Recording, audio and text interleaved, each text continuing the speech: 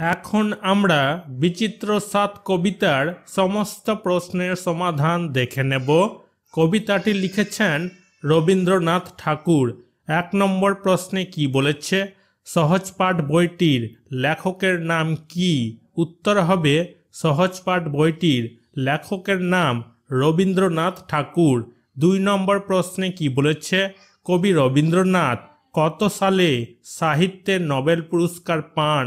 উত্তর হবে কবি রবীন্দ্রনাথ 1913 সালে সাহিত্যে নোবেল পুরস্কার পান। 3 নম্বরে কি বলেছে? একটি বাক্যে উত্তর দাও। 3-1 প্রশ্নে কি বলেছে? পাঠশালা শব্দটির একটি সমার্থক শব্দ লেখো। উত্তর লেখা হয়েছে পাঠশালা শব্দটির একটি সমার্থক শব্দ বিদ্যালয়। 3-2 প্রশ্নে কি বলেছে? কবিতার কথক বাড়ির গলি দিয়ে কোথায় যায়? উত্তর লেখা হয়েছে কবিতার কথক বাড়ির গলি দিয়ে বিদ্যালয়ে যায়। 3 প্রশ্নে কি বলেছে? পাঠশালায় যাওয়ার পথে কথকের মনে কোন কল্পনা জেগে ওঠে? উত্তর হবে পাঠশালায় যাওয়ার পথে কথকের মনে ফেরিওয়ালা হওয়ার কল্পনা জেগে ওঠে। 3-4 প্রশ্নে কি বলেছে? সারা দিনের শেষে বাড়ি ফেরার পথে সে কি দেখতে পায়? উত্তর লেখা হয়েছে সারা দিনের শেষে বাড়ি ফেরার পথে সে বাবুদের ফুল বাগানের মাঝে মালিকে কোদাল হাতে মাটি কোপাতে দেখতে পায়। 3-5 প্রশ্নে কি বলেছে? ফেরিওয়ালা, মালি কিংবা পাহাড়ওয়ালার জীবনের স্বাধীনতা কথককে কিভাবে আকর্ষণ করে? উত্তর লেখা হয়েছে ফেরিওয়ালা, মালি কিংবা পাহাড়ওয়ালার জীবনের স্বাধীনতা কথককে তাদের কাজকর্মের দ্বারা আকর্ষণ করে। 3-6 প্রশ্নে কি বলেছে? রাতের বেলা জানলা দিয়ে বক্তা কাকে দেখে? উত্তর লেখা হয়েছে রাতের বেলা জানলা দিয়ে বক্তা পাহাড়ওয়ালাকে দেখে। 4 নম্বরে কি বলেছে? 3-4টি বাক্যে উত্তর দাও। 4-1 প্রশ্নে কি বলেছে? মালির জীবনের সঙ্গে বক্তার নিজের জীবনের অমিলগুলি কি?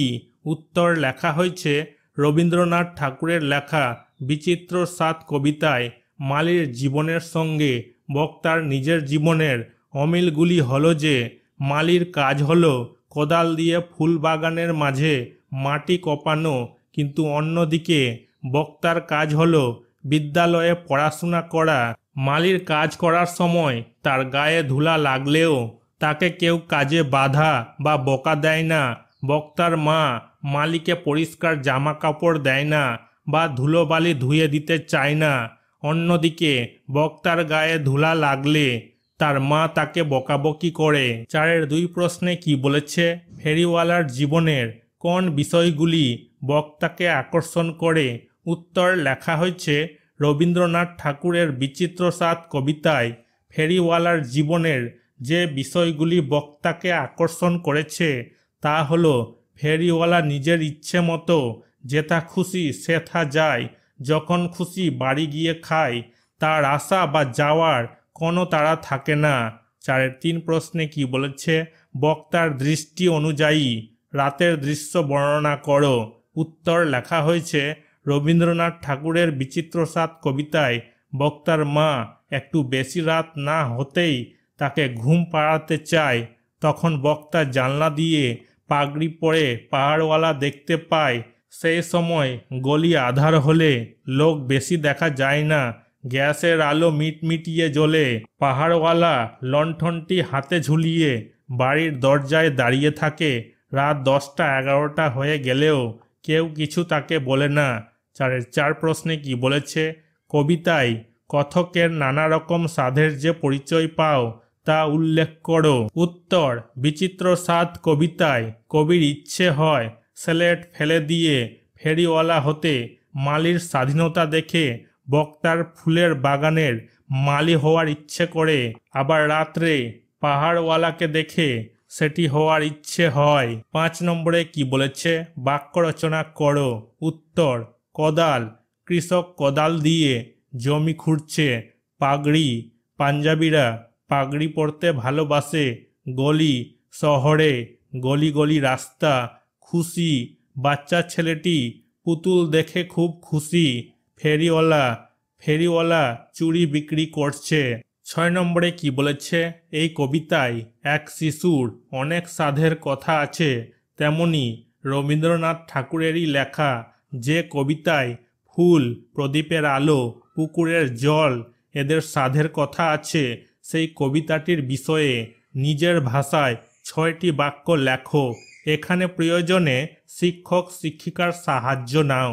উত্তর লেখা হয়েছে রবীন্দ্রনাথ ঠাকুরের লেখা এই রকমই একটি কবিতার নাম কতদিন ভাবে ফুল উড়ে যাব কবে।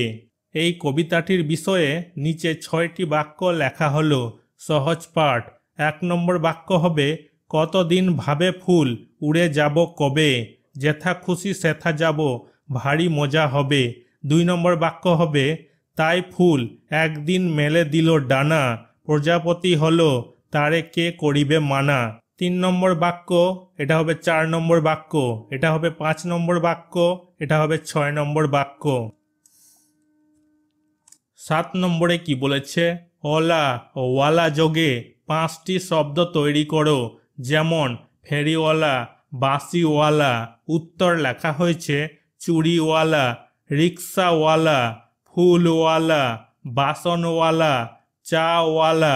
8 নম্বরে কি বলেছে, সূত্র অনুযায়ী শব্দ ছকটি পূরণ করো। এখানে করে দেওয়া হয়েছে, দেখে নাও। 9 নম্বরে কি বলেছে, নিচের বাক্যগুলি থেকে কর্তা, কর্ম এবং ক্রিয়া নির্দিষ্ট স্থানে বসাও। উত্তর, কর্তা হয়ে যাবে মা, কর্ম হয়ে যাবে সাপ জামা, ক্রিয়া হয়ে যাবে পড়াই, কর্তা হয়ে যাবে তার, কর্ম হয়ে যাবে চীনের পুতুল, ক্রিয়া হয়ে যাবে ঝুড়িতে থাকে, কর্তা হয়ে যাবে আমি এখানে উজ্জ্ব, যেহেতু আমি নাই আমি উজ্জ্ব। জানলা দিয়ে পথে হয়ে যাবে কর্ম, চেয়ে দেখি হয়ে যাবে ক্রিয়া, আমার হয়ে যাবে উজ্জ্ব, যেহেতু এখানে নাই। পাহারাওয়ালা হয়ে এটা হয়ে যাবে কর্ম, জাগি হয়ে যাবে ক্রিয়া। 10 নম্বরে কি বলেছে, কবিতার কথক কোন সময়ে কি কি ঘটতে দেখে তা লেখো, আর একই সঙ্গে ঠিক এই সময়গুলোতে তুমি কি করো এবং কি ঘটতে দেখো লেখো।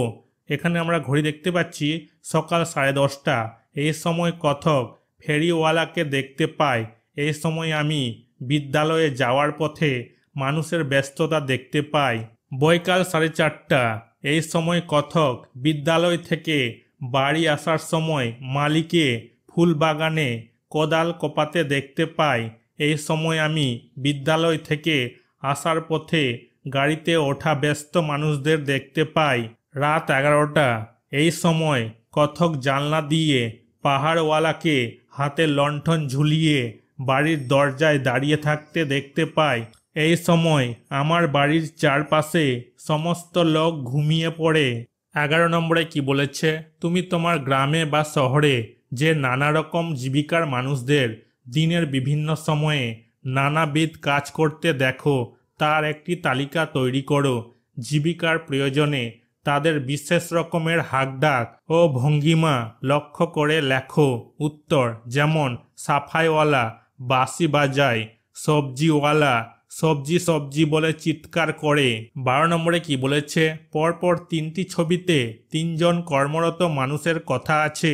তোমার কি হতে স্বাদ হয় এবং কেন তা ছবি দেখে নিজের ভাষায় কয়েকটি বাক্যে লেখো। আমি যেটা এখানে লিখেছি, আমার ফেরিওয়ালা হবার স্বাদ হয়, কারণ বিভিন্ন জিনিস কেনার জন্য মানুষ তাদের কাছে ভিড় জমায়, এটা আমার ভালো লাগে।